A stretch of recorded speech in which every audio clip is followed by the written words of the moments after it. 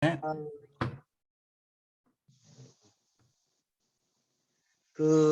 저는 사회자고요.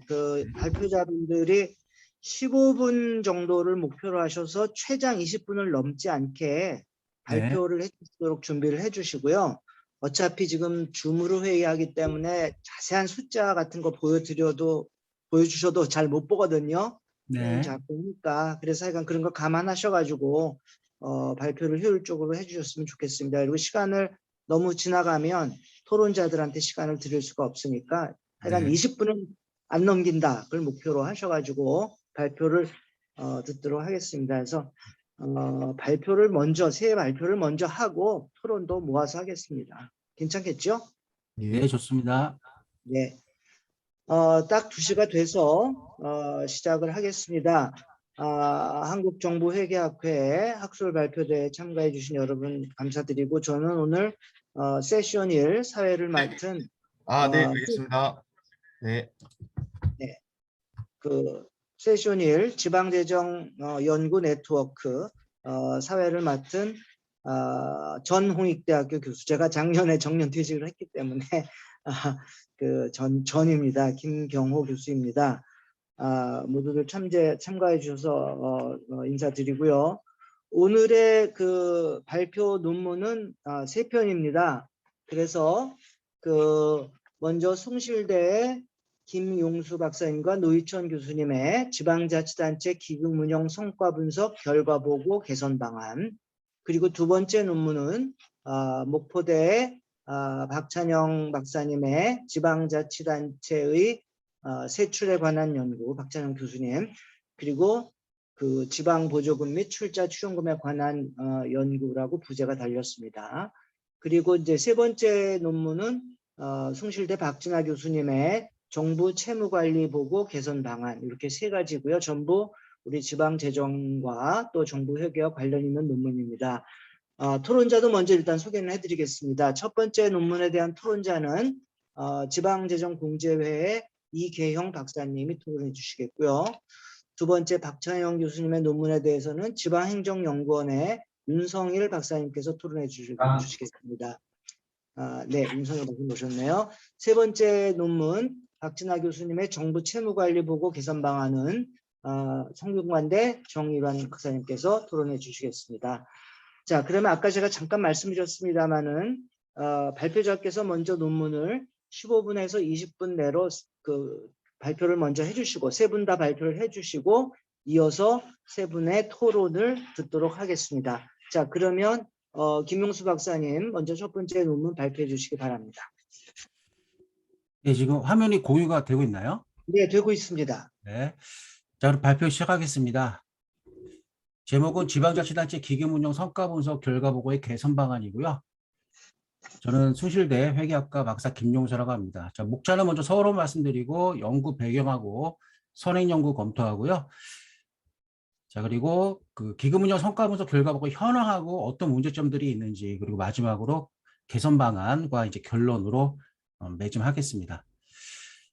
다들 알고 계시겠지만은 지방자치단체 기금의 개요는요, 자, 지자체 기금이기 때문에 지자체의 특수한 행정 목적을 위해서 자, 예산 같은 경우에는 좀 이제 법적으로 제한적으로만 예산을 수립하고 집행하고 결산할 수가 있지만은 기금은 좀 탄력적으로 운영할 수 있다는 거죠. 그래서 세입 세출 예산에 예지 않고 특정 사업을 위해서 보유하는 특정 자금을 기금이라고 하고요. 그리고 행정안전부에서는 매년 각 지자체의 성과분석 결과를 보고받아서 분석해서 결과를 공개하고 있습니다. 참고로 행안부의 2022년도 지자체 기금운영 기본 방향은요, 이 성과 분석 결과를 반영해서 기금의 활용도와 건전성을 제공하고, 그리고 굳이 기금으로 조성하지 않고 예산으로 대체 가능한 사업은 예산으로 전환해서 불필요한 기금은 폐지하라. 그래서 꼭 필요하지 않은 기금들은 조성하지 마라. 이게 원칙입니다. 구체적인 내용을 보면요. 먼저 재정 운영 효율성을 제고하고 또 쓸데없이 이제 유사하거나 중복된 기금을 설치하지 말아서 행정 인력 및 예산을 절감하고 그다음에 자금의 활용도를 좀 높여보자. 그래서 실제로 그 나중에 보겠지만 성과 지표도 이런 목적에 따라서 우리가 그 재무비율 분석하는 것처럼 각 지표가 있습니다. 본 연구의 목적은요, 지자체 기금운용 성과 분석 결과가 다음 회계년도 지자체 기금운용 계획에 잘 환류가 돼야 될 텐데 잘 환류가 지금 안 되고 있다. 그래서 환류할 수 있는 그 혁신적인 또 이제 효과적으로 수행될 수 있도록 그 성과 분석 결과에 대한 개선 방안을 제시하고자 하는 게 본 연구의 목적입니다. 지자체 기금운용 성과 분석의 현황을 잠깐 말씀드리면요. 법적인 근거는 2006년도부터 시행된 지방자치단체 기금관리기본법 제14조 동법 제8조고요. 자, 목적은 아까 뭐 기본 방향 2020년도 기본 방향하고 동일합니다. 투명성, 효율성, 기금 제고하고 또 통폐합하고 효율적으로 기금을 운용해라라는 얘기고요. 성과 분석 대상은 전체 지자체입니다. 그래서 지자체에서 설치 운영하고 있는 전체 지자체의 모든 기금이고요. 단 설치 후 1년이 경과하지 않았거나 폐지된 기금은 제외하고 있고요. 성과 분석 방향은 기금의 활용성 강화, 건전성 제고, 기금 정비 유도 정도가 되겠습니다. 자, 그리고 중요한 건 이제 분석 결과가 공개가 되고 있는데요. 그래서 행안부가 이제 분석 결과를 공개하면 그 결과를 이제 지자체가 홈페이지에 공개하고 있습니다. 그래서 이제 그룹별로 구분이 되어 있는데 그 그룹의 평균하고 그 실제 지자체의 그 점수를 공개하게 되어 있습니다. 마치 우리가 그 학기 끝나면 강의 평가하는 것처럼 공개하게 되어 있습니다. 그리고 행안부는 지방재정 365에 전체 내용을 공개하고 있고요. 참고로 자료 입수는 2012년도부터 가능했습니다. 자, 연역은 생략하겠습니다. 자, 그리고 절차 및 추진 일정은요, 이제 행안부가 기준을 6월 달에 통보합니다. 지자체에 통보를 하면요, 그럼 이제 광역지자체가 이제 기초 지자체에 쭉 이제 기준을 통보해가지고 수집을 합니다. 수집을 해서 지자체별 성과 분석 돌고를 7월 27일까지 행안부에다 하고요. 그럼 행안부가 쭉 이제 평가를 해가지고 성과 분석 결과를 11월 달에 통보를 합니다. 그러면 정리해서 각 지방의회에 보고를 해야 됩니다. 근데 참고로 이제 내년부터 제도가 바뀌는 게 만약에 그 당해 회계년도의 성과 분석 기준을 그 다음에 제시하는 문제가 있어가지고 이걸 이제 6월이 아니라 그 회계년도 12월로 6개월이 더 앞당겨지는 거죠. 그래가지고 내년 기금운용 계획 짤 때 반영할 수 있도록 이게 좀 기준 통보가 6개월 빨라진다는 게 내년부터 바뀝니다. 자, 연구의 배경은요, 이제 기금 현황은 쭉 뭐 생략하겠습니다. 뭐 법체계 같은 거는 그 논문 유인물로 가름하고요. 그다음에 지자체 기금 조성 추이는 이제 매년 쭉 이렇게 기금 수하고 조성액이 있고요. 참고로 이제 2022년도 기준으로는 38조 9천억 정도가 있습니다. 그리고 지자체별 그 조성 현황은요. 지금 광역시도가 한 64.9%, 그다음에 시군구 기초가 한 35.1% 정도 조성이 되어 있습니다. 자, 선행용어 검토는 생략하겠습니다.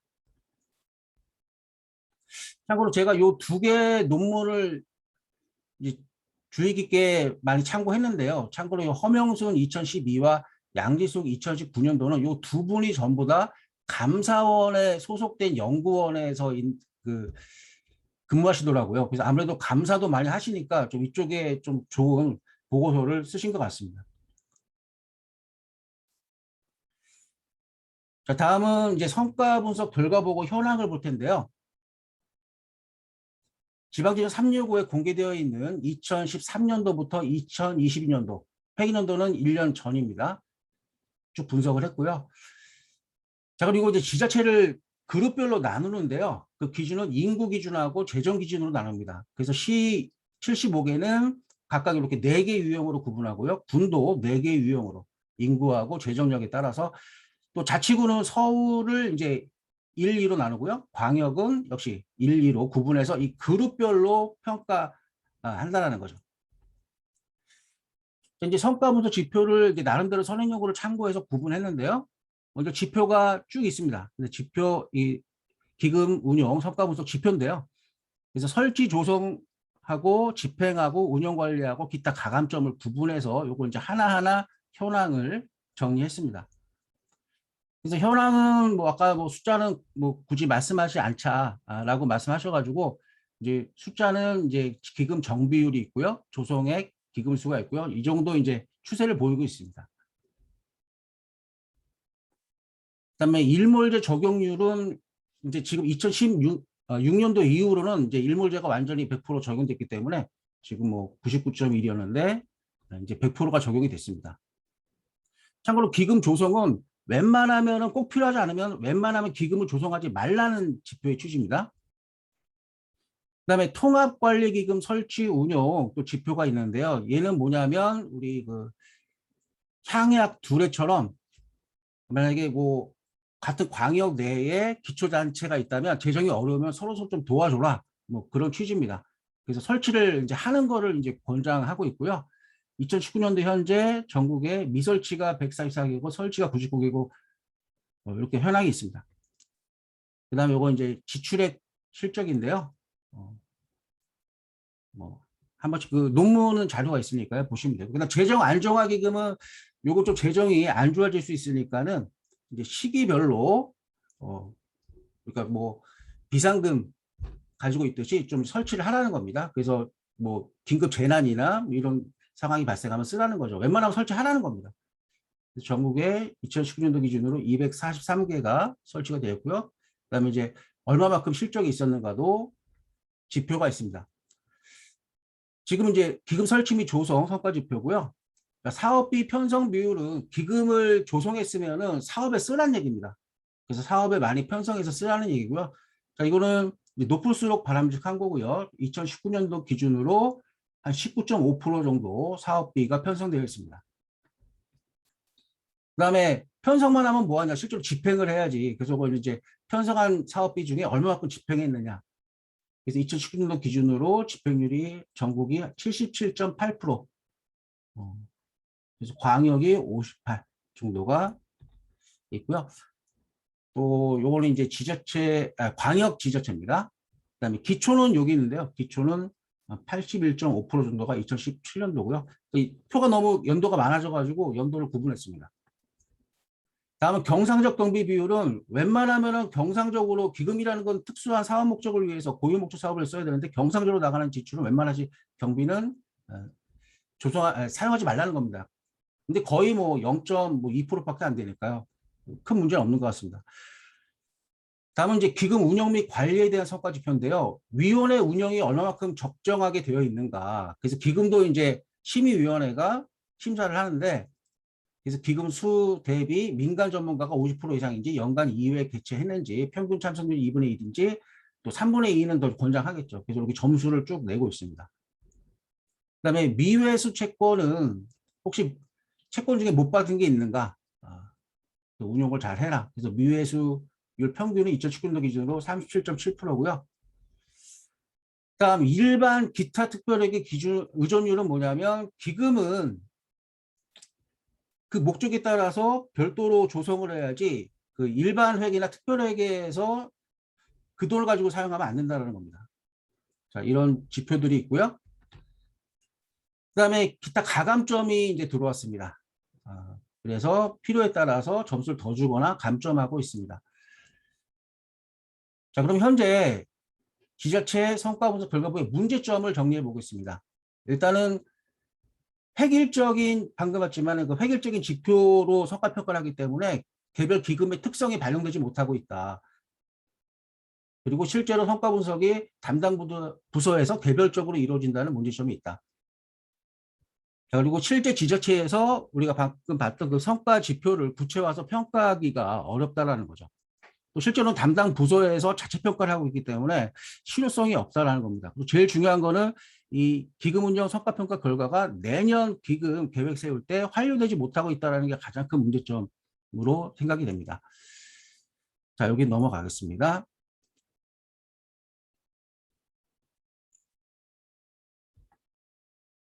자, 그다음에 기금 집행에 대한 문제점인데요.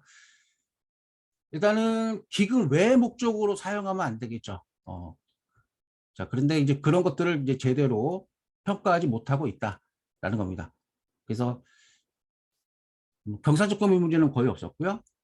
그다음에 기금 운영 및 관리에 대한 성과 분석 결과 보고의 문제점입니다. 기금 운영이 형식적 자의적 기금 사업과 여유 자금의 비효율적 활용 등의 문제점이 있을 수가 있습니다. 자, 그리고 실제로 심의위원회에서 심의를 하도록 하고 있지만은 심의위원회를 설치하지 않았거나 형식적으로 운영되는 경우에는 자의적인 운영을 통제할 수 없고요. 자, 그리고 일반회계 의존율이 지방 재정 상황에 따라서 변동될 수 있고, 또 특정 연도에 신설된 기금은 일반회계 의존율이 높을 수밖에 없다. 그러니까 획일적인 지표를 사용하는 건 문제가 있다. 그리고 기금 운영 관리에 대한 성과 결과 보고의 문제점은요. 자, 매년 성과 분석 대상 기금과 지표가 다르기 때문에 일관성이 없다라는 거고요. 그리고 자체 아까 그 4개 그룹별로 그 기초 지자체를 그룹화해서 그냥 단순히 서열만 매기는 게 아니냐, 그런 이제 비판이 있고요. 또 개별 기금의 취지와 특성을 반영하지 못하고 있다. 일단 가감점에 대한 성과 분석 결과 보고의 문제점은 이제 2016년도부터 가감점이 도입이 됐는데 자주 가감점 항목이 변경되고 있다라는 이제 문제점이 있습니다. 이제 마지막으로 개선 방안은요. 첫째로 조성 설치와 조성 측면에서는 지자체 기금이 이제 일몰은 거의 다 정리가 됐는데 존속에 대해서 제대로 평가가 안 되고 있다. 그래서 그 존속에 대한 성과 분석 지표가 개발이 되는 것이 바람직하겠다라는 거고요. 두 번째는 집행의 측면에서 기금이 정말 당초 설치 목적대로 잘 집행이 되고 있는지, 기금 외로 사용되고 있는지를 평가할 수 있는 지표가 개발이 돼야 되겠다라는 겁니다. 그다음 세 번째가 이게 제일 중요한 건데요. 기금 운영 관리의 측면에서 운용상 문제점과 원인된 성과평가 결과가 다음 연도 기금 계획에 환류가 되지 않고 있다. 그래서 지금 현재는 그냥 개선 공고사항을 조치 계획을 제출하지 않으면 일정 감점하는 거에 그치거든요. 자, 그래서 실제로 기자체에게 단순히 성과평가 그 지표만 일방적으로 통보하는 것이 아니라 혹시 여력이 되면 어떤 요 결과 중에 굉장히 안 좋은 부분을 컨설팅해서 어떻게 좀 더 그 성과를 좋아지게 실질적으로 도움을 주는 서비스를 한번 개발해 보는 게 어떨까. 그리고 그 심의위원회 내부에 민간 전문가가 있거든요. 그래서 각 지자체의 그 민간 전문가와 협력해가지고 어떤 좀 컨설팅을 제공하는 서비스로 좀 확대시키는 게 어떤가라는 이야기고요. 그다음 마지막으로 가감점 지표는 이제 매년 일정한 항목이 지속 가능하게 지표로 제시됐으면 좋겠다라는 겁니다.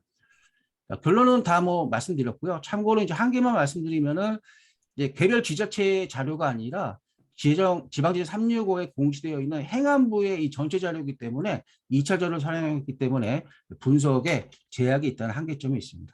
자, 이상으로 발표를 마치겠습니다. 예, 김용수 박사님 아주 시간 잘 지켜주셨고요. 예, 아주 발표를 명확하게 잘 해주셔서 되게 감사드립니다. 저도 뭐 이렇게 그 지방재정에서 기금이 수십 조씩 되는지 몰랐는데, 이 보니까 2016년까지는 10조 되다가 2017년부터 30조, 심지어 40조도 넘고 하는 상당히 그 중요한 그 금액을 기금으로 운영하고 있는데 그것에 대해서 좀 더 성과 분석이 잘 되었으면 하는 그런 목적에서 좋은 연구를 해주셨습니다. 이 연구에 대한 토론은 나중에 좀 다시 한꺼번에 듣고요. 그 두 번째 논문 지방자치단체 세출에 관한 연구를 목포대 박천영 교수님께서 발표해 주시면 감사하겠습니다. 역시 20분 내로 꼭 지켜주시기 바라겠습니다. 네. 네, 감사합니다. 네. 모두 화면 공유된 거 보이시나요? 네, 잘 보입니다. 예. 기본적으로 제가 지난주 말까지 이 자료를 주최 측에 보냈어야 되는데 이제 그 시기를 못 지켜서 일단 죄송하다는 말씀 드립니다. 제가 오늘 발표할 내용의 주제 제목은 지자체가 쓰는 돈인 세출인데요. 세출에서 특히 출자 출연금이라는 부분이랑 지방 보조금이라는 부분, 이 두 가지를 가지고 한번 분석을 시도해본 연구입니다.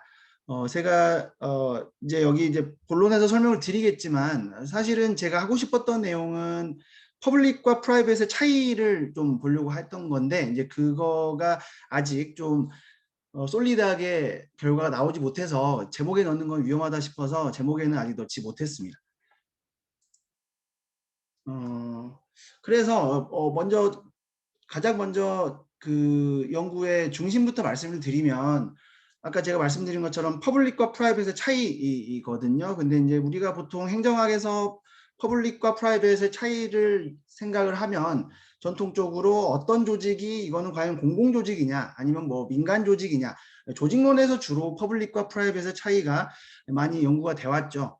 그래서 뭐 그거를 가지고 소유권이니 뭐 아니면 뭐 재정 펀딩이니 아니면 뭐 레귤레이션 뭐 통제 규제니 이제 그러한 기준을 가지고 어디가 공공이냐 어디가 민간이냐 이런 식으로 많이 연구가 진행이 됐는데 저는 좀 관점을 바꿔서 지방자치단체가 쓰는 돈이 이제 퍼블릭 분야로 갈 때랑 프라이빗 분야로 갈 때 이게 분야가 만약에 퍼블릭이랑 프라이빗으로 갈릴 때 과연 이 두 개가 갈리는 거에는 어떠한 것이 영향을 미칠 수 혹시 있을까 그 생각을 한번 해봤습니다.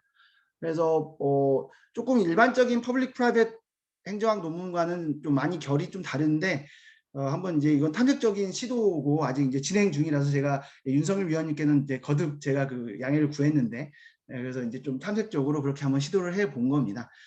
그래서 특히 이제 뭐 지방보조금 뒤에 설명드리겠지만 민간으로 가는 지방보조금이 어떻게 결정되는지에 대한 연구는 꽤 많이 진행이 되어 왔는데 출자 출연금이 어떻게 결정되는지에 대한 연구는 그거에 비하면 형격히 부족하고 사실 전반적으로 사실 출자 출연금에 대한 연구가 부족하다는 의견은 계속 그 제기가 되어 오고 있는 실정입니다. 그래서 그러한 좀 배경도 있었고요.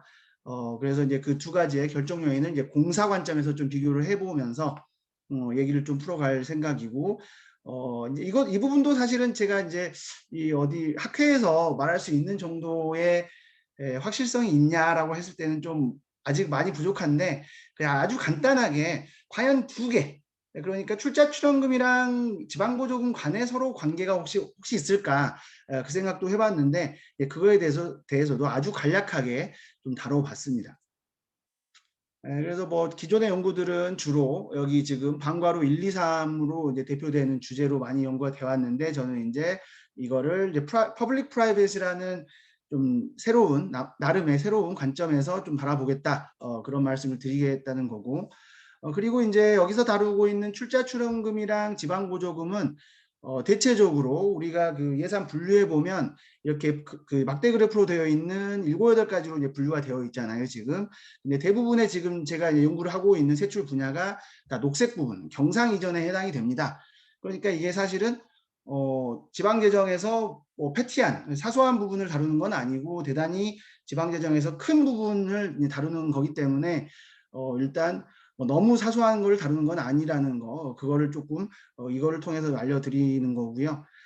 그리고 제가 이제 학위 논문은 사실은 포크배럴로 썼습니다. 그래서 제가 계속 관심을 갖고 있는 부분은 사실은 정치경제학인데 이번에는 그냥 한번 제가 항상 포크배럴 쪽으로만 접근을 해오다가 한번 포크배럴 말고 진짜 순수하게 어떤 지방 재정 내부적인 상황만으로 어떤 그 지출 같은 게 결정되는 경로를 한번 봐보자 그런 생각을 가지고 이따 보시겠지만 변수에는 이러한 뭐 선거라든지 정치적인 부분 그런 부분은 좀 배제를 하고 순수하게 관리적인 요소로만 설명을 한번 시도를 해봤습니다. 그래서 뭐 여기 뭐 다들 아시다시피 이제 출자 출연금이랑 지방보조금이 있는데 이제 출자 출연금은 기본적으로 퍼블릭에 쓰는 돈이죠. 지자체 입장에서 퍼블릭에 쓰는 돈인 반면에 지방보조금은 사실은 이제 지방보조금도 개념에 따르면 퍼블릭에 들어가는 돈도 있습니다. 뭐 지자체끼리 두는 돈도 있고 막 그러기 때문에 교육기관에 들어가는 돈도 있고 그러기 때문에 넓게 정의하면 지방보조금도 퍼블릭을 포함을 합니다만 제가 보고자 하는 거는 퍼블릭과 프라이빗을 좀 구분하고자 하는 그런 쪽이기 때문에 지방보조금을 좁게 정의해서 접계정에서 우리 뭐 윤영균 교수님이라든지 아니면 지방재정 365 같은 데서 실무적으로도 규정하고 있는 협의의 지방보조금, 그러니까 민간에 대한 지자체의 보조금만을 분석으로 이제 활용을 했습니다. 그래서 두 개를 좀 구분을 하고자 이제 시도를 한 거고요. 그래서 이제 성형연구는 아까 말씀드린 바와 같이 보통 이제 이렇게 이루어져 있고, 이제 지방보조금의 결정 요인은 아주 많이 연구가 되어 있습니다. 그래서 그쪽에 포커스를 두면 제가 오늘 발표하고자 하는 내용은 뭐 아무런 새로울 게 없을 텐데, 저는 이제 그쪽을 보겠다는 게 아니라 출자 출연금과 지방보조금을 좀 대조하겠다, 그런 그 배경에서 연구를 이제 진행한 겁니다.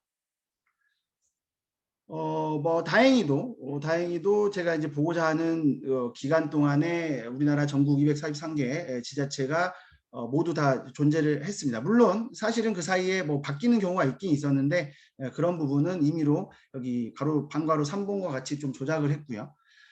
그리고 이제 출처는 지방재정 365 그리고 국가통계포털에서 가져왔습니다.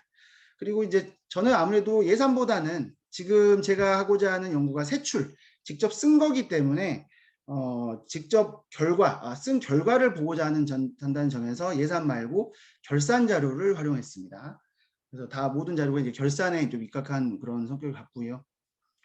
그래서 이제 종속 변수는 이제 이 연구의 주제인 출자 출연금이랑 이제 지방 보조금입니다. 근데 이제 둘 다 비율 지표고요. 그러니까 이제 그 예산 대비, 전체 예산 대비 이제 출자 출연금, 전체 예산 대비 세출 결산액 대비 지방 보조금인데, 하나 말씀드리고자 하는 거는 제가 여기서 썼던 분석 방법이 이제 선형액입니다. 그래서 선형액이라서 어떤 변수가 좀 정규 분포랑 너무 지나치게 차이가 나면 이제 그 분석 결과에 문제가 발생하는데, 이 출자 출연금 비율이 지방 보조금 비율과는 달리 좀 그 외도나 챔도 관점에서 좀 지나치게 너무 정규 분포와의 특성을 갖지 못하고 있더라고요. 그래서 이제 좀 임의로 조작을 했는데, 이 출자 출연금 비율이 원데이트가 이제 0부터 어떤 숫자까지 있는데, 그 0부터 어떤 숫자에다가 1을 더한 다음에 자연 로그를 취해서 그거를 좀 더 정규 분포화 시켰다는 거를 좀 미리 말씀드리겠습니다. 이제 다행히 지방보조금 비율 같은 경우는 원수치를 그대로 쓰더라도 정규 분포에 큰 문제가 없었습니다.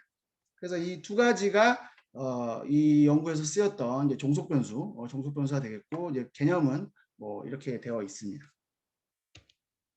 그다음에 이제 이거를 어떤 것이 설명하며 왜 얘는 이걸만 설명하고 왜 얘는 이거를 설명하는지를 알기 위해서 이제 설명 변수를 추가를 해야 되는데, 이제 크게 세 가지 그룹으로 설명 변수를 구성을 해봤습니다. 많은 연구들이 설명 변수를 뭐 다양하게 구성을 하고 있죠. 뭐 정치, 뭐 행정, 재정, 뭐 사회경제 뭐 이런 식으로도 하는 경우도 있고, 다양하게 이제 그 그룹화를 하고 있는데, 저는 이 연구가 기본적으로 돈을 쓰는 거, 세출이기 때문에 과연 세출에 뭐가 영향을 미칠까, 돈을 쓰는데 과연 뭐 어떤 것이 영향을 미칠까라는 관점에서 접근을 했습니다. 그래서 첫 번째는 그 돈을 쓸 수 있는 여건이죠. 쉽게 말하면 돈을 쓸 수 있는 여건으로 해서 재정 자주도, 그 다음에 통합재정 수지 비율, 마지막으로 자산 대비 부채 비율, 이 세 가지 정도를 재정 여건으로 가져왔습니다. 뭐 재정 자립도보다 자주도를 쓴 거는 당연히 자립도보다는 자주도가 그 운용과 관련된 그 지표이기 때문에 이제 자립도 대신 자주도를 쓴 거고요. 나머지 이제 지표들도 다른 선행 연구에서 쓰는 그런 지표를 가져왔습니다. 두 번째 칸인 세출 부분은 이제 이 업무 추진비라든지 사회복지비라든지 연말 지출, 그 다음에 뭐 1인당 세출 모두 다 돈을 쓰는 겁니다. 그러니까 결국은 이제 쓰는 게 과연 다른 쓰는 거에 어떻게 영향을 미칠까를 본다고 생각하시면 되겠죠. 그래서 뭐 이것 역시 마찬가지로 다른 연구에서 많이 쓰이는 뭐 업무 추진비, 그 다음에 사회복지비, 그 다음에 이제 최근에 조금씩 연구가 진행되고 있지만 아무래도 다른 변수에 비해서는 좀 덜 활용을 되고 있는 것 같은데, 연말 지출 비율, 그리고 전반적으로 그 지자체가 돈을 어느 정도 쓰고 있는지도 당연히 통제를 해야 되는 측면이 있어서 1인당 세출 결산액까지를 통제를 했습니다. 그리고 마지막으로 이제 그 지자체만의 특성도 어느 정도는 반영을 해야 되기 때문에 지자체의 경제력을 반영할 수 있는 1인당 지방세 부담액을 이제 반영을 했고, 그다음에 이제 보통 다들 이제 사회경 인구 사역적으로 통제를 하는 인구라든지 뭐 고령 인구 이런 거를 이제 반영을 했습니다. 그리고 이제 양괄호 4번에 있는 경우는 이제 뭐냐면, 제가 기본적으로는 이 두 개, 공공과 민간의 차이가 뭘까, 그거에 좀 주된 포커스가 있고, 아직은 공개적으로 좀 말씀드리기 어렵지만 기초적으로 한번 둘 간의 공공지출과 민간지출 간의 관계가 혹시 있을까라는 것도 간략하게 이제 다뤘다고 말씀을 드렸는데, 이제 그거를 위해서 만약에 종속 변수가 공공지출인 경우에는 통제로 이제 민간지출을 한번 넣어봤고, 종속 변수가 민간지출인 경우에는 통제 변수로 공공지출을 한번 넣어봤습니다. 그래서 이제 그거에 대한 결과로 뒤에 나와 있습니다. 분석 방법은 FGLS, 이제 Feasible GLS를 썼는데, 보통은 뭐 여기 교수님들 다 아시겠지만 또 모집단을 보통 할 때는 뭐 우리가 하우스마운 검증도 있고 하지만 1차적으로 직관적으로 봤을 때는 모집단 전부 우리나라에 있는 지자체를 모두 반영하고 있기 때문에 고정효과 모형을 쓰는 게 직관적으로 맞죠. 맞는데 이 민간보조금 쪽, 지방보조금 쪽을 분석할 때는 그 고정효과 모형이 맞았습니다. 그 F검정에서 문제가 없었는데, 이 출자 출원금 비율이 그 비율의 어떤 분포가 좀 분포에서 문제가 있어서 그런지는 모르겠지만 이 고정효과 모형으로는 분석이 불가능한 그런 상황이더라고요. 그래서 뭐 이거를 뭐 출자 출원금은 이렇게 분석하고 지방보조금은 이렇게 분석하고 이렇게 해버리면 이제 말이 안 되니까 같은 분석 방법을 써야 되기 때문에 결국은 이제 고정효과 모형 대신에 풀드 OLS 추정을 하게 됐습니다. 그래서 이제 풀드 OLS 추정을 위해서 이제 크로스 섹셔널 타임 시리즈 FGLS를 쓴 거고, 가정 검정에 따라서 이제 이분산성, 패널의 이분산성이랑 일계자기 상관을 이제 가정을 해서 분석을 진행하였습니다. 그리고 이제 뒤에 나와 있는 표에는 생략이 되어 있습니다. 왜냐하면 너무 많기 때문에 우리나라 지자체가 243개니까 그거 하나의 더미가 다 들어가 있으면 너무 복잡해서 생략이 되어 있지만 이 분석 자체에는 각 연도 변수랑 각 패널 변수인 지자체는 다 통제가 되어 있습니다. 그리고 마지막으로 뭐 당연히 인과관계를 분석해야 되기 때문에 역의 인과관계 같은 거를 좀 최대한 방지를 해야 되지 않습니까? 그래서 설명 변수는 이제 2012년부터 18년, 그 다음에 종속 변수 같은 경우는 1년 뒤의 수치인 2013년부터 19년까지를 썼습니다. 그래서 이제 뒤에 있을 회귀 분석에서 썼던 변수들 간의 상관관계는 뭐 이렇게 나와 있는데 이거는 일단 넘어가도록 하고, 여기가 이제 분석 결과입니다. 그래서 뭐 지금 이제 이렇게 이 두 열을 같이 비교하시면 되고 이 두 열을 같이 비교하시면 됩니다. 그래서 이제 이 앞에 있는 두 열이랑 뒤에 있는 두 열 간의 차이는 그 설명 변수, 통제 변수에 이게 들어갔는지 안 들어갔는지 그 차이뿐입니다. 뭐 다른 거는 다 그대로 들어가 있고요. 그래서 뭐 그냥 뭉뚱그려서 설명하겠습니다.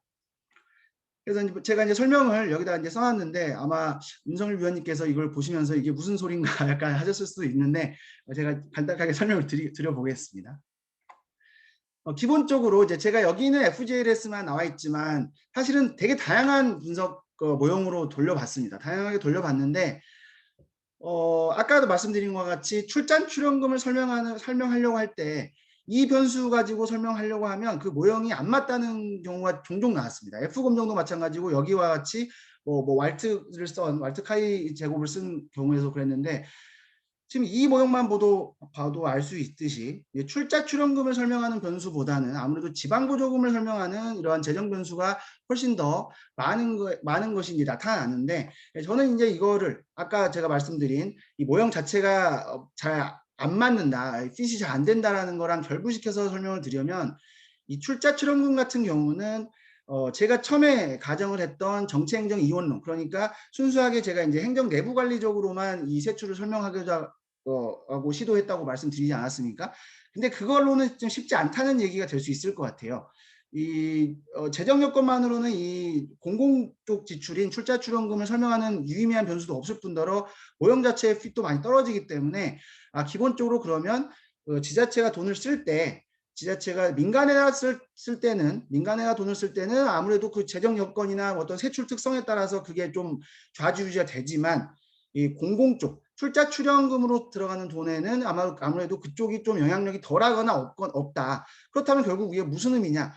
이거는 결국에는 앞에 선행연구랑 우리가 결합시켜서 해석을 해본다면, 출자 출연금이 선행연구에서도 많이 다뤘다 싶듯이 이제 출자기관, 출연기관이 뭐 단체장의 영향력을 많이 받는다, 뭐 자기 사람을 임명한다, 막 그런 얘기들이 많이 선행연구에 있었는데, 이것마저도 이제 어떻게 보면 그거를 좀 뒷받침하는 그런 결과가 좀 될 수 있다는 생각을 해봤습니다. 이 결과를 통해서. 그리고 이제 두 번째로 봤을 때는 지금 업무 추진비 비율이랑 연말 지출 비율이 각각 출자 출연이랑 지방 보조에 이제 마이너스 음의 영향을 미치고 있는데, 일단 업무 추진비 비율 같은 경우는 출자 출연 금액에만 유의미한 영향을 미치고 있고, 연말 지출 비율 같은 경우는 지방 보조금 쪽에만 영향을 미치고 있죠. 그래서 일단 그게 좀 구별이 되는 거고, 그래서 그 구별되는 거는 뭐 나중에 좀 더 제가 보완을 해야 될 것 같고, 여기서 이제 설명드려야 될 거는 뭐냐면, 이 비록 제가 행정 내부 관리적 요소라고 할 수 있는 이런 재정 여건, 세출의 특성, 뭐 경제 여건 이런 것들만을 가지고 설명을 하긴 했지만, 그 중에서 이 업무 추진비 비율의 성격을 우리가 다시 한번 좀 들여다보면, 업무 추진비라는 것은 단체장과 뗄래야 뗄 수 없는 성격을 갖고 있단 말이죠. 그래서 결국 다시 한번 이 출자 출연금 같은 경우는 뭔가 되게 정치적인 영향에 따라서 결정이 되는 그런 성격이 있다. 지방보조금과 달리 대조적으로 그런 이제 좀 해석이 될 수 있다고 보고, 그리고 연말지출 같은 경우는 이 연말지출 비율이 아까 이제 앞에 설명이 나와 있었는데, 이게 이제 11월, 12월에 그 지출 원인 행위를 말 해버리는 거거든요. 그 돈을 쓰기 위해서. 그래서 이제 이거 자체도 사실 부정적인 지표로 보고 있습니다. 이 재정 분석에서 이 연말지출 비율이 낮으면 낮을수록 좋다. 뭐 그런 식으로 보고 있는데, 그 연말지출 비율, 지출 원인 행위를 하는 11월, 12월에 드는 돈이 사실 민간업체 같은 걸 통해서 많이 들어가는 시설비 같은 게 많이 포함이 되어 있거든요. 근데 이 지방보조금 같은 경우도 결국에는 민간에게 들어가는 돈입니다. 그래서 이거를 잘 한번 생각해 보면, 결국 연말지출과 이 지방보조금 간에 이제 마이너스 관계가 있다. 연말지출이 늘어나면 지방보조금이 그 내년에 지방보조금이 줄어든다는 얘기는 그 지자체 내부적으로 어떤 민간에 들어가는 돈의 그 루트가 이건 아직 이제 블랙박스라고 볼 수 있는데, 제 연구 안에서는 그게 어떻게 보면 자기들 안에서 이쪽에서 민간으로 좀 많이 들어가면 좀 다른 쪽의 민간으로는 줄어들 수 있는 경우가 있지 않겠느냐, 좀 그런 생각을 해봤고, 여기에 이제 전반적으로 사실은 업무 추진비 비율도 안 좋은 지표고, 연말 지출 비율도 안 좋은 지표고, 출자 출연금, 지방보조금 다 사실은 낮아져야 될 지표입니다. 낮아져야 될 지표인데, 우리 같은 지방 주민 입장에서는 다행인 것이 이 부호가 마이너스로 나왔다는 점이죠.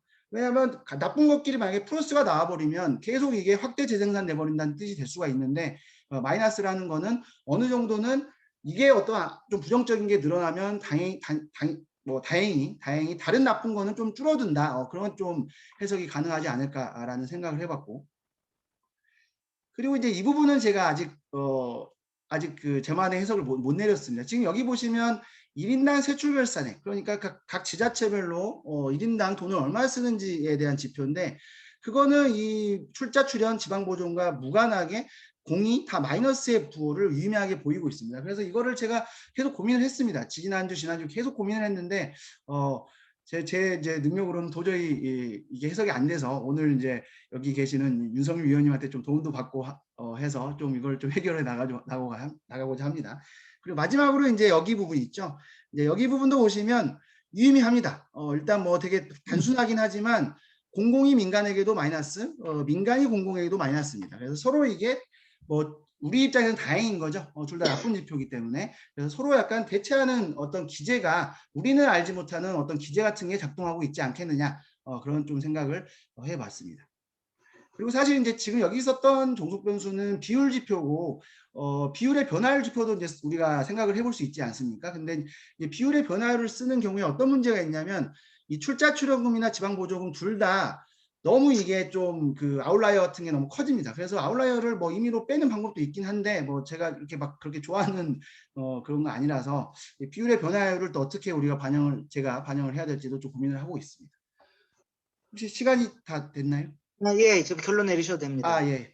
그래서 뭐 결론은 딱히 새로운 건 없고요. 제가 초반부터 말씀드렸던 이제 부분이고, 이제 퍼블릭과 프라이빗을 좀 다른 관점에서 접근했다라는 거. 그리고 우리가 보통 이제 뭐 정치 뭐 포크배럴 같은 거를 적용해서 어떤 거를 분석하고, 아니면 행정 내부 관리를 적용해서 어떤 걸 분석하는데, 케이스 바이 케이스로 갈 필요가 있다는 것도 어느 정도의 이제 시사점이라고 볼 수 있고, 그리고 마지막으로 이제 여기 나왔던 지표들, 이런 지표들이 다 아시는 재정분석에, 지방자치단체 재정분석, 행안부가 하고 있는 재정분석에 있는 지표들인데, 그 지표들이 지금 과연 그 서로 간의 관계성 같은 거를 잘 염두에 둬서 과연 이게 엄밀하게 그 구축되어 있는지, 그런 것도 좀 유의를 해야 되지 않을까라는 이제 생각을 해봤습니다. 예, 이상 발표 마치겠습니다. 예. 아유, 수고하셨습니다. 박찬영 교수님도 시간 잘 지켜주셨고 아주 내용을 명확하게 잘 발표해 주셨고요. 특히 뭐 지방자치단체 시출에 관해서 그 자료 모으기 어려우셨을 텐데 아주 정통적인 엠피리컬 리서치 기법으로 연구를 훌륭하게 잘 해주신 것 같습니다. 토론은 나중에 듣도록 하고요. 그럼 다음 차례로 숭실대 박진아 교수님의 정부 채무 관리 보고 개선 방안에 대해서 우리 발표를 듣도록 하겠습니다. 박 교수님 부탁드립니다.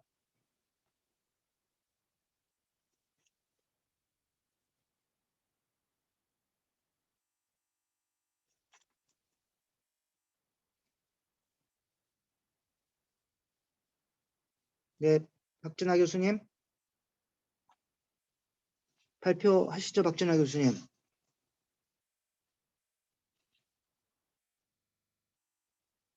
소리가 안 들리네. 박 교수님 마이크 켜셨나요? 네, 지금 소리 잘 들리시나요?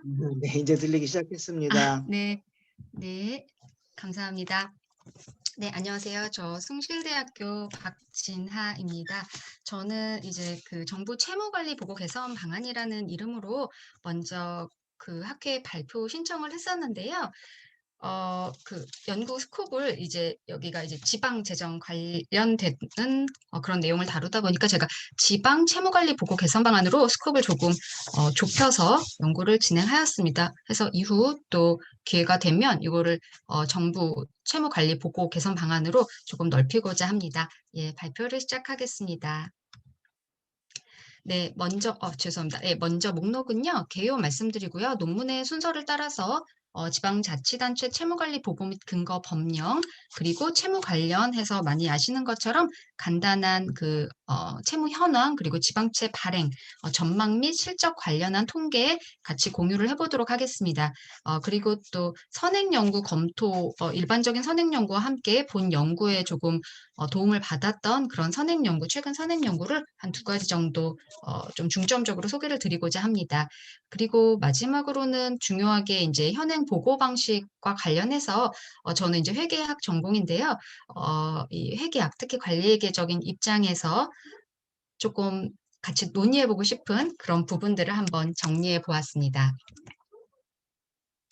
네, 먼저 개요가 되겠습니다. 본 논문의 이제 연구 동기와 목적을 말씀을 드릴 텐데요.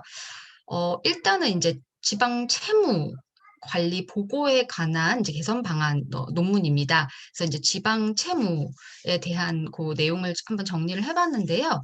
네, 기본적으로 이제 지방 채무는 지방자치단체 세입의 재원 중 하나로 투자 사업의 재원 기능을 할 수 있습니다.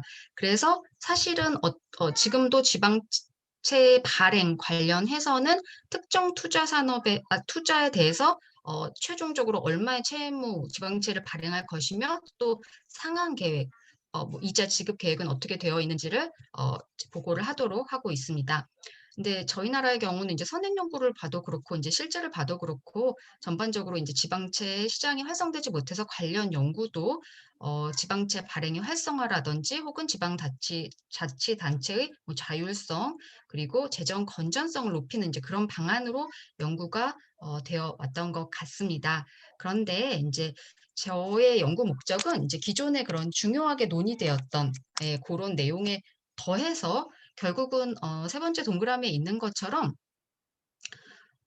책임성 있는 조금 채무 관리를 하기 위해서 어떤 보고서라든지 공시 방안에 있어서 조금 개선 방안을 논의해 볼 수 있지 않을까라는 연구 동기에서 시작을 하였습니다. 그래서 본 연구의 이제 연구 목적을 말씀드리자면 다음과 같습니다. 선행 연구에서 논의된 그런 내용들을 확장해서 자치단체 채무의 계획과 통제 측면에서 좀 더 계획을 이제 짜임새 있게 어떤 기준에 근거해서 설정하고 그다음에 특히 저희 이제 중기 계획이 있죠. 그런 중기적인 전망과 결산에 어떤 차이가 있을 때 그것에 대해서 어떻게 설명하도록 이렇게 통제할 것인가 그리고 그것을 다음 또 전망이나 예산 설정에 어떻게 사용할 것인가에 대한 이제 내용을 한번 다뤄보고자 했습니다.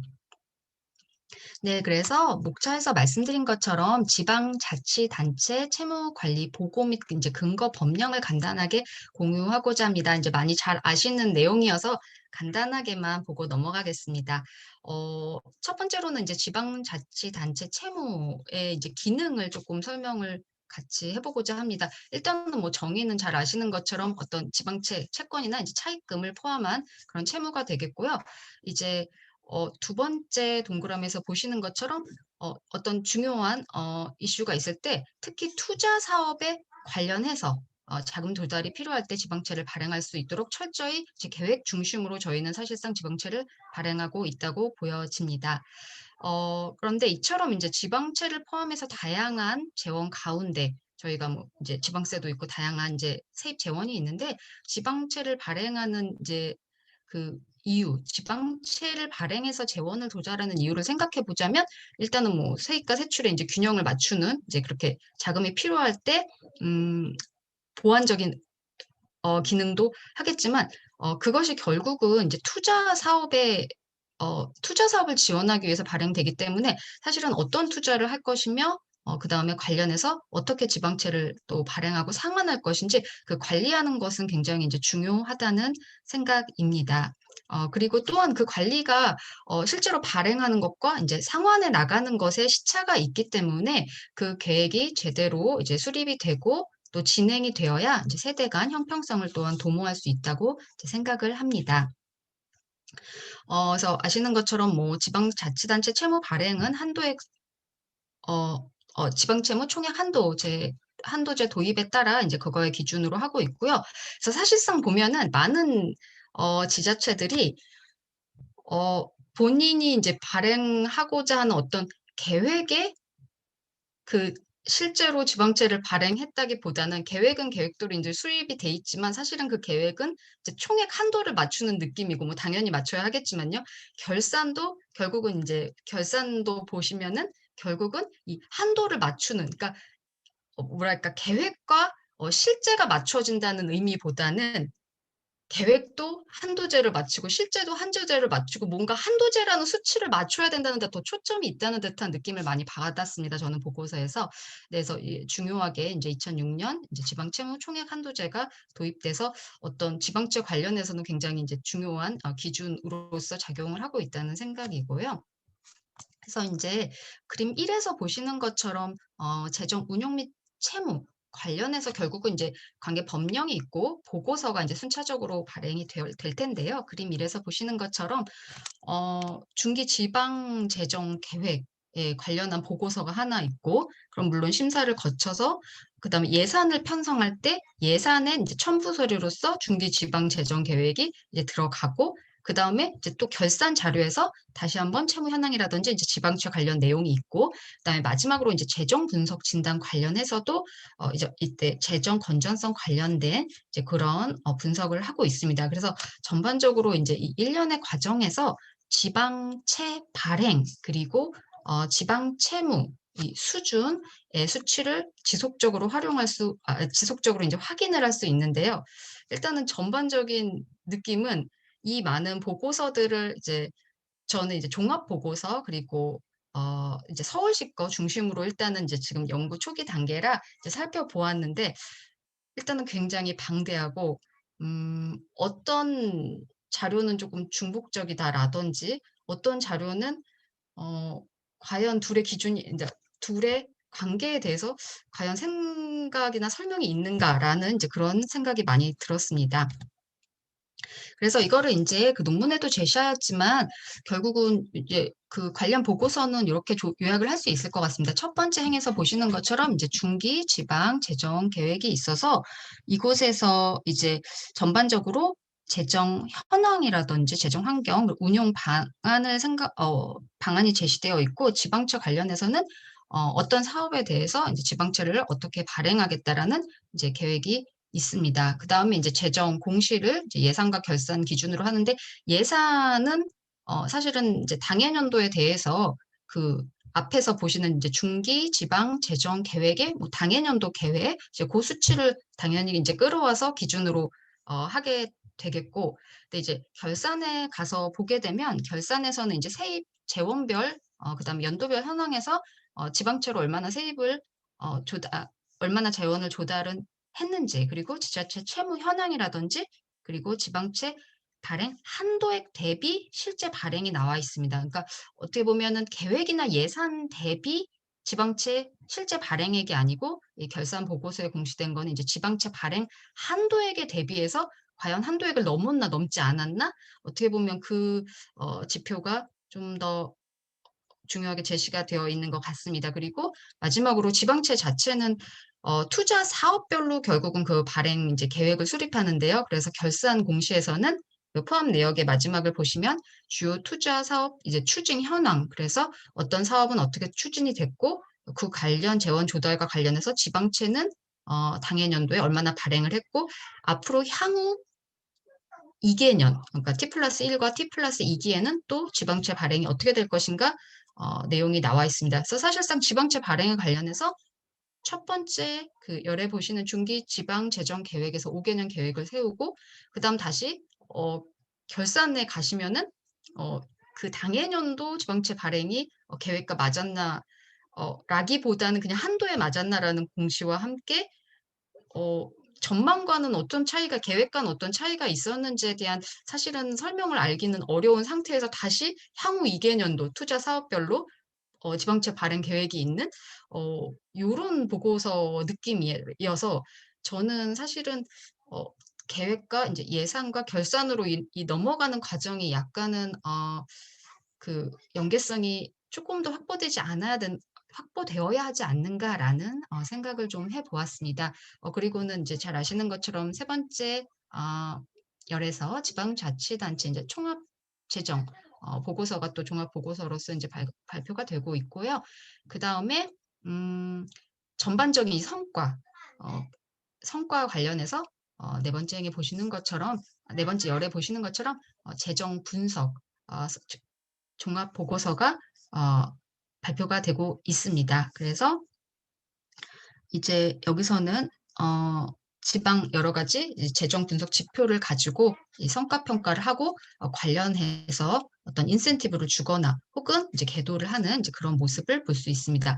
그 다음에 이제 여기까지는 지방자치단체에 관련된 이제 보고서라면, 이제 앞에 제목이 지방자치단체로 시작되는 보고서라면, 마지막 열에 보시는 것처럼 지방자치단체 채무를 한 번 더 확인할 수 있는 보고서로서 국가채무관리 보고서가 있습니다. 여기서 이제 D1을 보고하면서 그 중앙정부 채무뿐만 아니라 이제 지방 채무의 전망, 5개년 전망까지 같이 포괄한 이제 그런 자료를 국가 비교 통계 산출 관련해서 이제 제시를 하는 모습을 볼 수가 있습니다. 그래서 저는 이제 많이들 이제 잘 아시는 전문가 분들이시기 때문에 많이들 잘 아시는 어떻게 보면 일련의 과정과 보고서들이지만, 이거를 저는 이제 한눈에 놓고 보았을 때 사실은 딱 두 가지거든요. 지방 채무 수준, 그리고 어떤 추이를 따라가면서 저희가 재정 건전성이 잘 돼 있는지, 그 다음에 계획과 실제라는 측면에서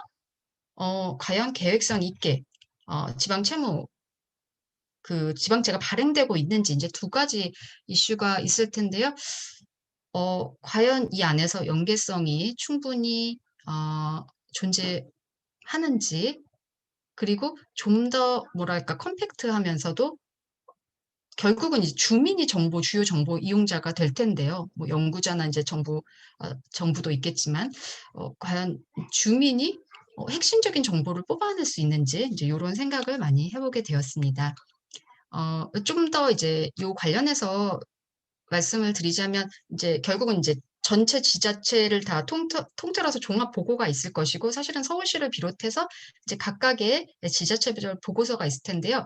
이제 지금은 연구 이제 초기 단계지만 이 다음에 조금 진행을 하면서는 그 지자체별로 조금 더 그 보고서 하나하나가 어떤 모습인지를 조금 열어보고자 하는 이제 그런 계획을 가지고 있습니다. 네, 그래서 또 잘 아시는 내용이기 때문에 이제 간략하게 넘어가겠습니다. 중요한 두 가지 지표인데요. 결국은 지방자치 채무 현황, 그 추이가 있겠습니다. 해서 이 나라 지표에서 제공되는 2001년부터의 자료를 한번 종합해 그래프로 나타내 보았고요. 보시는 것처럼 예, 잘 알고 계시는 것처럼 자치단체 채무는 어떻게 보면은 외환위기 이때 이제 2008년 외환위기 때 한번 큰 폭으로 상승을 했으나 전반적으로 그 부분을 감안한다면 앞뒤로 안정적인 수준에서 이렇게 안정적인 수준에서 이제 관리되고 있는 것으로 보입니다. 이것은 뭐 사실상 그럴 수밖에 없는 게 이제 2006년에 도입된 이제 총액 한도, 발행 한도에 맞추어서 보통 지방채가 관리되기 때문에 전반적으로 채무 현황도 좀 안정적인 수준에서 그리고 이 재정 건전성을 중시하는 기조에 따라서 이렇게 관리되고 있는 것으로 볼 수 있습니다. 그리고 빨간색 선을 보시면 GDP 대비해서도 오히려 GDP 대비 비율이 이제 우하향하는 곡선으로 보고가 되고 있습니다. 그다음에 인제 이것을 저희가 광역과 기초단체별로 나누어 보자면 광역에서는 그 파란색인데요. 채무 추이가 상승하는 모습을 보실 수가 있고 그다음에 기초별로는 하락하는 모습을 보실 수가 있습니다. 이거 역시 제가 조금 더 논문을 발전시키면서 조금 더 세부적으로 이제 통계치를 보고자 하는 이제 그런 계획을 가지고 있습니다. 그래서 일단 추이고요. 그다음에 이제 재원별 세입 내역 또 간략하게 보시겠습니다. 여기 보시면 뭐 지방세가 가장 이 재원별 세입 중에 차지하는 뭐 비율도 크고 당연히 뭐 상승하고 있는 모습입니다. 그렇지만 사실은 이제 자체 수입이라고 볼 수 있는 지방세가 물론 상승하는 것처럼 보이지만 우리가 인제 의존 수입이라고 할 수 있는 지방 교부세라든지 보조금을 보시면 제가 실제 논문에는 인제 그 숫자로 된 표도 제시했는데요. 고 상승폭이 더 커서 결국은 자체 수입보다는 이제 의존 수입 비율이 더 커지는 이제 그런 형태의 추이를 보실 수 있습니다. 이것은 뭐 여러 가지 다른 논문이나 보고서에서도 지적된 바 있다고 알고 있습니다. 그다음 마지막으로 인제 지방채 관련해서는 맨 마지막에 인제 이 밑에 있는 고 선을 파란색 선을 보실 수가 있는데요. 역시나 사실 지방채 뭐 발행 수준 자체는 네 계속 관리되는 모습에 있습니다. 다만 인제 최근에 상승하는 모습으로 앞으로도 약간 상승할 것으로 기대가 됩니다. 그다음에 인제 요것이 제가 쪼끔 새롭게 제시하게 되는 그 발행 전망과 실적 간의 비교가 되겠는데요. 사실은 인제 국가 채무 관련해서도 이제 요런 식으로 그래프 표현한 것을 보고 제가 인제 인용을 했습니다. 저희가 인제 중기 계획 보고서에서 지방채 발행 계획을 5개년 단위로 세우게 됩니다. 여기서 보시면 예를 들면 이게 2015년도에 시작되는 파란색 선이 있는데 고때 5개년 계획을 이제 파란색으로 이제 표시를 했고요. 그다음 다시 2016년에도 또 계획을 세우게 됩니다. 그럼 이제 오렌지색이 되고 그다음 이제 2017년 요런 식으로 인제 계획이 진행이 되는데요. 그럼 계획을 보시면 사실은 이번에 코로나 발생 이전 기간 그러니까 한 2018년까지는 꽤 안정적으로 어떻게 보면 우하향하는 모습으로 실제로 몇 년 전까지는 이제 지방채 상승률 자체는 거의 제로 수준으로 맞추는 그래서 매년 지방채 발행 정도가 그냥 같은 그 수준으로 맞추는 계획을 수립했던 걸로 보여집니다. 그런데 인제 최근 들어서는 굉장히 인제 그래프가 드라마틱하게 그 코로나 시기 2020년 뭐 21년에는 굉장히 높은 지방채 발행 수준을 보이고 그 이후에도 역시나 지방채 발행 수준은 인제 높을 것으로 전망을 합니다. 근데 인제 중요한 거는 이것과 실적과의 비교인데요. 실적은 이제 점선으로 표현을 했습니다. 이제 2019년도까지 이제 실적이 나와 있어서 그걸 표현했는데 사실 어떻게 보면 과거 전망했던 고 내용 굉장히 안정적인 그 전망 매년 거의 차이가 없는 고것과 실적이 거의 유사했던 것으로 보입니다. 그런데 이제 전체적으로 놓고 봤을 땐 그렇지만 사실 이거 역시 뭐 저는 이제 일단 서울시 거를 기준으로 봤는데요. 사실은 이제 전체는 어떻게 보면 수치를 맞출 수 있겠지만 지방채 발행은 투자 사업별로 그 발행 승인을 해 주는 거잖아요. 인제 사업별로 전반적으로 인제 계획을 세우고 이제 그 계획이 "좋다. 이대로 하자."라는 인제 그런 계획을 가지고 있는 건데 사업별로 보면 예를 들면 뭐 몽촌토성 관련된 뭐 사업이 있었다.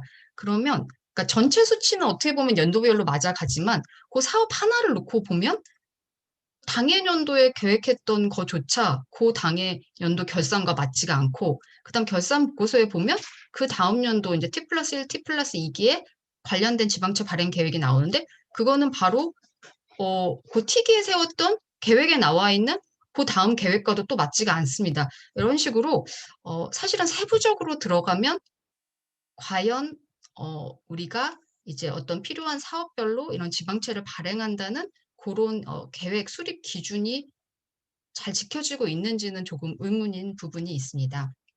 네, 그래서 이제 선행 연구는 잘 아시기 때문에 여기서는 잘 넘어가겠습니다. 그래서 보시는 것처럼 뭐 이 정부 민선 1기, 2기, 3기, 4기에 따라서 4기, 5기에 따라서 중요한 현황이 있었고 관련된 연구들이 수행되어 왔습니다. 많이는 지방채 발행, 그러니까 활성화, 그다음에 뭐 관리 방안 있었고, 그다음에 뭐 발행 규모라든지 추이 그런 연구가 있었습니다.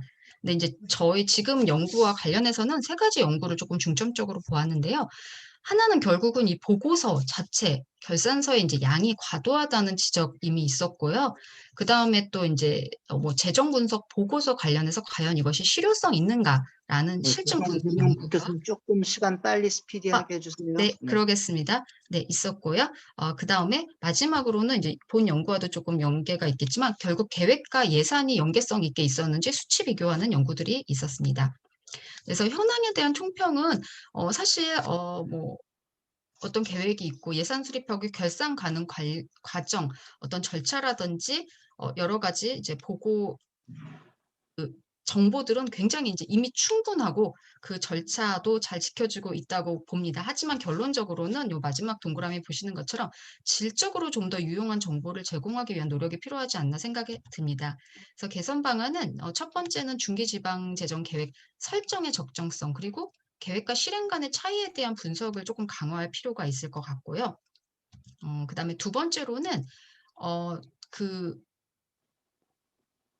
네. 그다음에 두 번째로는 지방 채무 현황 이제 보고서를 보면 결국 통계 자료 같은 것만 제시돼 있는데, 저는 사실 통계 자료 숫자만 제시하고 설명이 아무것도 없을 것 같으면 그냥 뭐 이 나라 지표 같은 오히려 그냥 DB로 제공하는 것이 더 낫다는 생각이고요. 만약에 뭔가를 보고서로 낸다면 설명을 해서 이 보고서의 의미를 조금 전달할 필요는 있다고 생각을 합니다. 네, 그다음에는 세 번째로는 세입 재원 중에 결국은 이건 근본적인 문제인데 역시나 이제 자체 수입 비중을 확대할 필요는 있을 것 같습니다. 결국은 자체 수입 같은 경우가 예산과 계획과 실행의 연계성이 가장 높다는 데 이제 근거를 하고 있습니다. 마지막으로는 저는 사실 결론은 이건데요.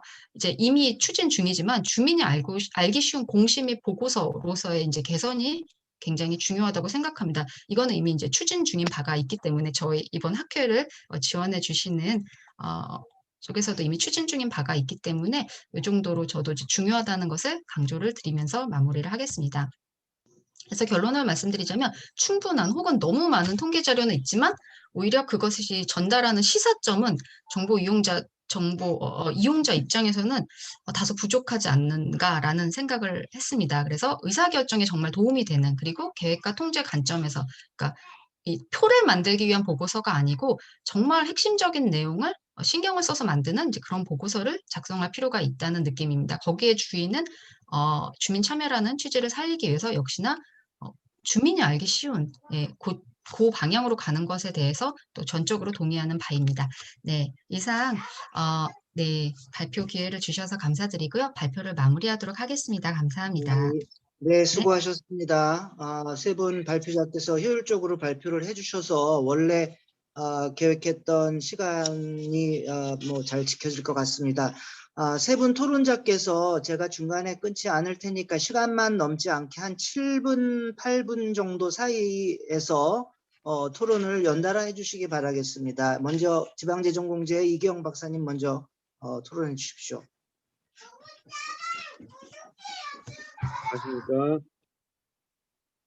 안녕하십니까. 이계영입니다. 네. 네.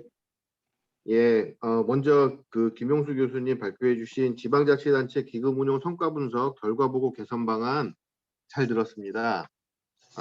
그 지방자치단체 기금이 그 아무래도 이제 그 기존에 많이 연구되거나 하는 부분이 이제 그 관심이나 이런 것들이 이제 그동안은 많이 이제 없었던 부분이기 때문에 이렇게 그 제도부터 해서 전체적으로 정리해 주신 부분이 그 크게 그 기여가 있을 것이라고 이렇게 생각이 되고요.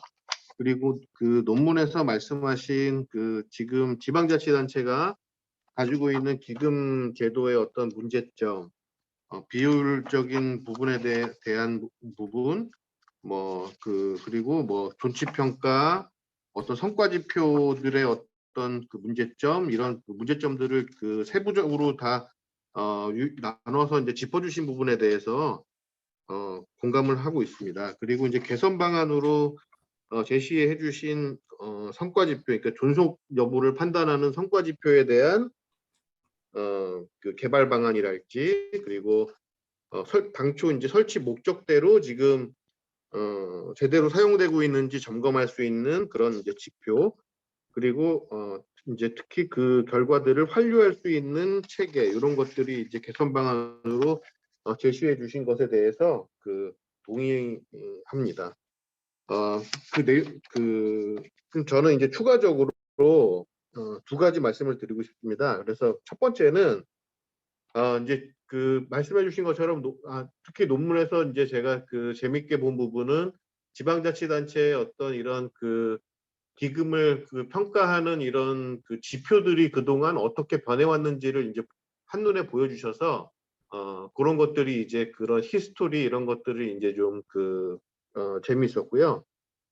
다만 이제 그 말씀드리고 싶은 것은 첫 번째는 이제 그 중앙정부도 그 잘 아시는 것처럼 기획재정부에서 기금운용평가단에서 이제 그 조치평가, 기금 조치평가를 이제 하고 있습니다. 그래서 그것과 이제 비교를 해서 봤을 때 지방자치단체는 말씀해 주신 것처럼 그 성과지표 자체가 왜 그 이런 그 기금 조치평가나 이런 기금의 어떤 효과성에 대한 평가를 이런 정도의 지표밖에 그 구성을 못해 왔나, 이런 거에 대해서 이제 중앙정부랑 이제 비교를 해보면 중앙정부는 이제 기금운용 평가단을 통해서 기금 존치 평가를 하게 되는데, 그 중에 이제 좀 가장 필요한 부분이 이제 첫 번째는 사업의 적정성 부분입니다. 그래서 기금을 통해서 운영되는 사업이 적정한지, 뭐 설치 근거랄지, 뭐 민간에서 할 수 있는 것을 기금으로 하고 있는 것인지, 뭐 유사중복 여러 가지를 이제 점검을 하게 되고,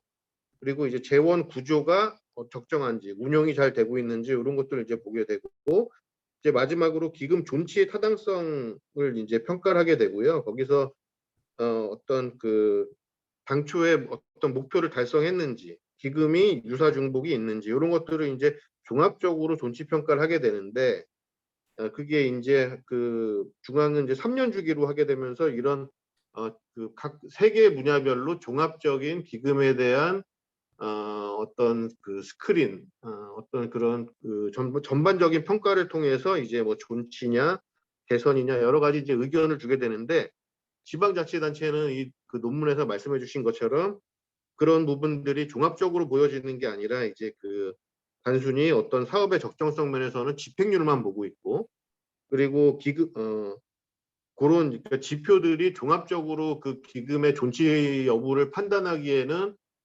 좀 그 너무 종합적인 그런 점검을 하는 구성이 안 되어 있는 부분에 대해서 한번 비교를 같이 그 해주시면 뭔가 어떤 문제점들이 더 부각이 되고 할 것으로 이렇게 보여집니다.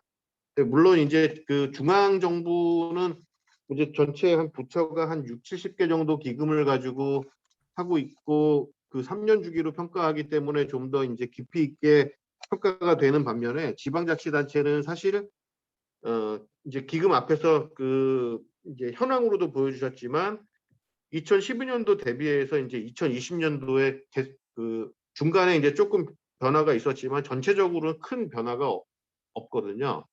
금액상으로는 이제 한 2배 정도 늘었지만 2,400개라고 보면 자치단체 하나당 한 10개 정도의 기금을 가지고 있는데, 그래서 이제 어느 정도 이제 기금 개수는 어느 정도 통제가 이제 되고 있다고 이렇게 보여집니다. 다만 이제 지방자치단체가 그 중앙처럼 이렇게 그 기금의 어떤 기금 평가에 대해서 종합적으로 평가하지 못하는 부분 중에 하나는 지방자치단체 경우에 이제 자체 그 기금이 크게 이제 두 종류로 나눠지는데 자체기금과 이제 법정기금으로 나눠집니다. 그래서 자체기금이 한 20% 정도 차지하고 법정기금이 이제 한 거의 80% 정도 되는데 그렇기 때문에 자치단체에서는 실제로 저희가 이제 자치단체 공무원들 만나보고 하면 공무원들 분들 중에서 이 기금 그 자기네가 가지고 있는 기금에 대해서 뭔가 통폐합이나 이런 개선을 해보고자 하는데 그게 잘 안 된다 그래서 저희한테 이제 수요 그 어떤 그런 주제로 이제 연구 요청이 들어오기도 하는데요. 근데 그건 이제 그런 담당자들만의 고민으로 끝나는 경우가 많습니다. 왜냐하면 이제 자체적으로 조례를 통해서 기금을 만들고 운영할 수 있는 것은 한 20% 정도 수준이고 나머지는 거의 이제 법정 기금이 되기 때문에 그런 이제 한계를 가지고 있습니다. 그래서 앞에 말씀드린 것처럼 중앙 정부는 뭔가 좀 더 기금에 대해서 종합적인 평가가 필요한 반면에 지방은 법정 기금의 어떤 비중이 워낙 높기 때문에 법정 기금이라 그러면 주로 이제 가장 많은 게 이제 재난관리기금 아니면 뭐 지역개발기금 이런 것들을 들 수 있는데 자치단체 입장에서 어떻게 할 수 없는 부분들이 있기 때문에 그만큼 사실 기금에 대한 평가나 이런 것도 형식적으로 이루어져 온 부분이 있고 이제 그런 이제 특징들이 이제 문제점이나 이런 것으로 연계가 되는 걸로 이렇게 보여집니다. 그래서 첫 번째 그 말씀드린 것은 이제 중앙의 어떤 그 기금 평가 제도와 같이 비교를 해줌으로써 어떤 문제점이 좀 더 부각될 수 있지 않을까 하는 부분이고요. 또 하나 이제 두 번째로 말씀드리고 싶은 것은 지방자치단체가 그런 자체기금과 법정기금의 비중상 법정기금이 워낙 비중이 높고 대부분을 차지하고 있기 때문에 말씀해 주신 것처럼 어떤 그 기금의 존치 평가를 위한 지표나 이런 것들의 그런 그 존치 평가를 다 자치단체한테 맡길 수가 없습니다. 그래서 보고서에서 그 개선 방안으로 해서 어떤 그 기금에 대한 존치 평가 같은 그런 그 정책적인 결정을 내리기 위해서는 투트랙으로 평가가 이루어져야 할 것으로 제안을 해주시면 어떨까 이렇게 생각해 봤습니다. 한 자체기금의 20%를 차지하는 자체기금 정도는 이제 그 지방자치단체 안에서 이런 평가를 통해서 뭔가 그런 개선 방안 이런 것들을 이제 자체적으로 만들 필요가 있고 그 법정기금 쪽에서는 법정기금이 그냥 법정기금으로 그냥 가는 것보다는 행안부 자체에서 종합적으로 자치단체가 전체적으로 적용받는 그런 법정기금에 대해서는 행안부 자체가 이 법정기금이 계속 존치될 필요가 있는 것인지 그런 거에 대해서는 종합적으로 판단할 수 있는 그래서 자치단체가 할 수 있는 평가와 행안부가 할 수 있는 평가가 투트랙으로 이루어지면 좀 더 실효성 있는 평가가 되지 않을까 이렇게 두 가지 의견을 드렸습니다. 저는 여기까지 네, 의원님 토론해 주십시오. 두 번째 토론. 네, 안녕하세요. 지방경연구원의 윤성길입니다. 네, 박찬영 교수님께서 작성하신 페이퍼 잘 봤고요. 처음에는 그 제목을 보고 이걸 어떻게 풀어나갈까 저는 사실 좀 많이 고민을 했었습니다. 어떻게 하실까 되게 좀 궁금했고요. 그래서 이 출자 출연금하고 이 지방 보조금이 사실 무슨 관련이 있을까 저는 그 생각을 많이 했었거든요. 근데 그거를 교수님께서 지자체에서 쓰는 돈을 가지고 이제 민간으로 갈 때와 공공으로 갈 때 어떻게 차이가 있는지 그 결정 요인에 대해서 새로운 시각으로 이제 분석을 하신 것 같아서요. 그 시도는 네, 아주 좋은 것 같습니다.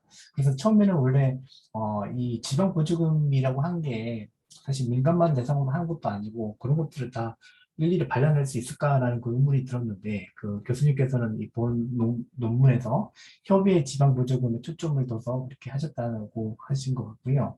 그리고 두 번째, 이 교수님께서 원래 포크배럴 쪽으로 많이 하셨는데 그 이번 논문에서는 이제 정치행정 이혼론의 입장으로서 행정관리적인 요인에 맞춘다라고 하셔서 저는 이거야말로 출자 출연금이야말로 이런 포크배럴적인 그런 정치 행정 이론적인 입장이 아닐까라는 생각이 들어서 좀 그런 것들에 대해서 좀 생각을 좀 해봤습니다. 그래서 교수님께서 쓰신 이 모델에 있어서도 보니까 기본적으로 그 지방보조금에 대한 결정 요인에 대한 사용 연구가 많기 때문에 여기서 쓰여진 변수들도 좀 그런 지방보조금에 대한 결정 요인들이 변수가 좀 있지 않나라는 좀 생각이 들었고요. 그 분석 결과에 있어서도 저는 먼저 업무 추진비 비율에 대한 해석이 있어서 이게 지방 보조금에서는 양의 방향, 출자 출연금에 있어서는 이제 마이너스의 방향으로 나타나는데 투자 출연금이 오히려 이 지방 이런 업무 추진비가 이제 이런 단체장과 이제 밀접하게 관련된 그런 걸로 볼 수 있다면 오히려 출자 출연금에 있어서도 플러스 방향이 되어야 되지 않을까라는 좀 생각이 들었고요.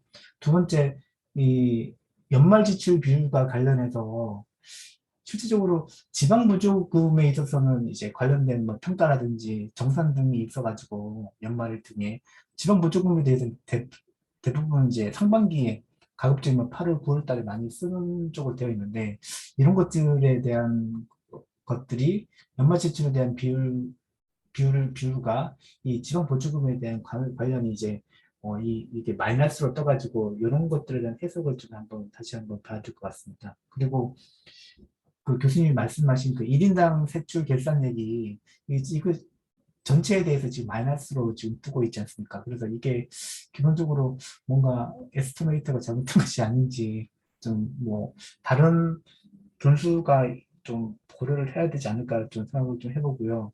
기본적으로 이 출자부 같은 경우는 거의 해마다 금액이 변하지 않는 경우가 많은데 그래서 이거 부분을 비율로 이제 하다 보니까 오히려 이 전체 예산에서 출자 출연금에 대한 비율이 아니라 그 경상 이전에 이제 해당한다면 경상 이전에서 출자 출연금에 차지하는 비율로 좀 보는 게 좀 맞지 않을까 하는 생각을 해봤습니다. 그리고 마지막에 교수님께서 이 공공지출하고 민간지출의 일관성에 대해서 이제 분석을 하셨는데 이게 실질적으로 이렇게 지금은 이제 결과값은 이제 마이너스로 뜨긴 했지만 이거를 바로 이렇게 연결시켜서 설명할 수 있는 어떤 이론이 있을까요? 저는 이론이 좀 없을 것 같은 생각이 좀 들어서 만약에 그런 이론이 가능하다면 아주 좋은 논문이 될 수 있을 것 같습니다. 그리고 여기서 그 핵심이 이제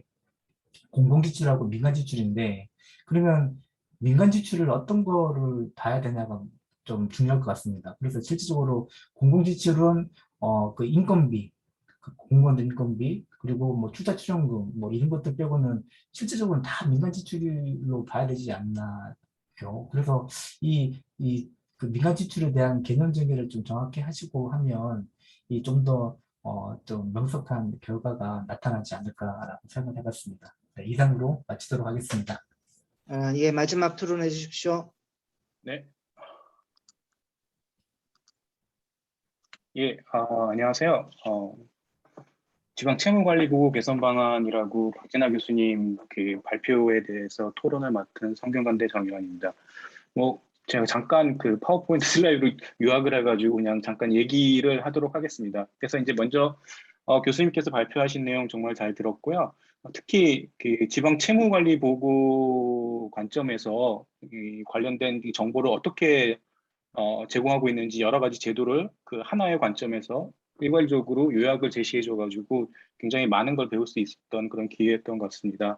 그래서 이제 이 보고서를 통해 가지고 크게 교수님께서는 4가지 정도의 이제 제안을 하셨는데 첫 번째는 이제 중기지방재정 계획에서 이제 지방채 전망과 결과에 이제 차이가 나타나는 것에 대한 이제 부가적인 설명이 조금 제시됐으면 좋겠다. 그리고 두 번째로는 이 재정 보고서에서 이제 지방채 이제 전망과 결과에 대한 설명이 제시됐으면 좋겠다라고 말씀을 주셨고요. 그리고 이제 지방 채무 현황 보고서에 대한 또 추가적인 내용이 제시됐으면 좋겠다. 그리고 이제 공시 형식이 개선됐으면 좋겠다. 이렇게 크게 이제 4가지로 말씀을 하셨는데요. 이것에 이제 기반해 가지고 제 토론은 한 3가지 정도를 이제 말씀드리겠습니다. 이제 첫 번째는 그 교수님께서 이제 제시하신 이제 그 어떤 제한점이 공통적으로 보면 결국에 지방채 운영의 계획과 그리고 이제 실제 발행액과의 이제 차이에 대한 이제 추가적인 설명이 필요하다라고 이제 말씀하셨는데, 사실 이 부분은 계획과 실제 발행액의 이제 차이를 명확하고 추가적으로 기술하더라도 이 공공 부분에서 그 정부 회계 혹은 이제 결산 과정의 이제 역할과 위치에 대해서 조금 심도 있게 좀 고민할 필요성이 있지 않을까 생각이 됩니다. 왜냐하면 이제 예산이라는 것이 결국에 이제 미래의 계획 과정을 담는 거고, 결산이라는 것이 집행 결과를 기록하는 과정인데, 사실 이제 공공 부분에서는 이 예산과 결산이 서로 굉장히 상호적으로 유기적으로 연계되고 있지 않은 게 사실입니다. 앞에 그 지방재정 기금 성과 분석에서도 이제 환류의 문제를 지적하셨고, 토론에서도 이제 정부 국가 기금이나 부담금 평가, 뭐 우리나라 이제 재정 성과 관련돼서 굉장히 다양한 형태의 이제 성과 분석이 있고 그런 결산 과정이 있고 그런 이제 환류 과정들이 있는데, 거의 모든 제도에서 공통적으로 일관적으로 계속 지속적으로 이제 제기하고 있는 것이 바로 이제 환류의 문제입니다. 이게 궁극적으로는 과연 이 결산의 그 이슈하고 예산의 이슈가 유기적으로 연계되지 않고 있는 어떤 공공 부분은 이제 특수성에 좀 기인할 수 있다고 생각이 되는데요. 이런 것들에 대한 좀 터치가 좀 있으면 좀 더 근본적인 이슈에 대해서 이야기할 수 있지 않을까 생각이 들고요. 두 번째로는 이 지방 채무 중간에 본문하고 그리고 네, 중간에 이제 본문에서도 이제 언급을 하셨고 발표에서도 언급을 하셨는데, 이 지방채라는 게 지방채무라는 게 결국에는 자체 재원하고 의존 재원에 이제 에서 더 추가적으로 필요한 이제 재정의 이제 부족 부분으로서 거의 대부분이 이제 사업별 검토를 통해서 개별 평가를 통해서 이제 수집되는 게 이제 일반적인데, 사실 이런 지방 채무의 그 전반적인 현황을 사업별 자료와 연결될 수 있는 제도는 결국에는 제가 보기엔 CIP, CB, 그래서 이제 자본 예선 제도 혹은 자본 증진 계획 CIP 제도에 대한 논의가 필요할 것 같습니다. 특히 이제 지방 채무 이 시장이 굉장히 활성화된 선진국을 보면 이 각각의 지방 정부들이 지방 채무를 발행을 하거나 지방채를 발행하거나 이런 과정 속에서 각각 사업별 굉장히 구체적인 사업 보고서를 발간을 하고요. 그 사업 보고서가 단순히 연도별로 발간하는 게 아니라 앞에 얘기했다시피 이제 중기재정 계획 측면에서 5년, 10년, 20년 이런 식으로 사업별 보고서를 발간하고 그 사업별 보고서를 하나의 이제 예산 과정과 연계시켜서 이제 운영하는 그런 제도들이 있습니다. 그래서 이제 그 제도들과 연계될 때 실질적으로 지방 채무의 현황을 좀 더 포괄적으로 총체적으로 파악할 수 있지 않을까, 그런 언급이 토론이 있으면 좀 더 재미있지 않을까라는 생각이 들었고요. 그리고 이제 마지막 부분에서 말씀 주셨던 게 바로 이제 공시 형식을 지적해 주셨는데, 사실 이제 발표 중간에서도 이제 교수님께서 말씀을 주셨어요. 이 알기 쉬운 결산 보고서, 주민들을 위한 알기 쉬운 결산 보고서 제가 보기에는 한 3년, 4년 이렇게 이미 진행되고 있고요.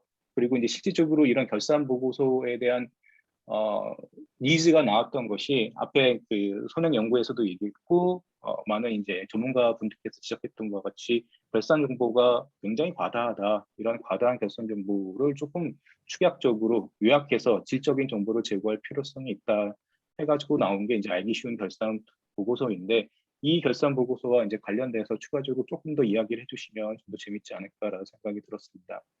그리고 이제 무엇보다도 이제 지방 채무 관리라고 한다면 거시적으로는 크게 이제 두 가지 이슈를 조금 터치를 하면 좋지 않을까라는 생각이 들었는데요. 첫 번째는 앞에 서론 부분에서도 말씀을 주셨어요. 교수님께서 그 우리나라 이제 지방채 시장 같은 게 굉장히 활성화되지 않았기 때문에 어떤 많은 선행 연구들이 활성화 방안에 대한 얘기를 했고, 또 어떤 연구들은 이런 지방 채무를 통제를 하는 관점에서 얘기를 해주셨는데, 결국에는 이 앞에 얘기했다시피 이런 채무라는 게 이제 긍정적인 역할도 있고 부정적인 역할도 있는데, 이 두 가지의 역할을 적절하게 조화시킬 수 있는 어떤 자율성과 이제 통제, 이 두 가지 이슈를 조화시킬 수 있는 어떤 제도, 그런 것들에 대한 조금 추가적인 기술이 있었으면 굉장히 큰 그림에서 지방 채무 관리의 어떤 목적을 달성하는 데 굉장히 중요하지 않을까 싶습니다. 두 번째로는 재정 성과 정보의 활용, 앞에 부분에서 잠깐 얘기를 드린 것과 같은데요. 그리고 이제 교수님께서도 발표 중간 그리고 마지막 부분에서 잠깐 언급을 하셨습니다.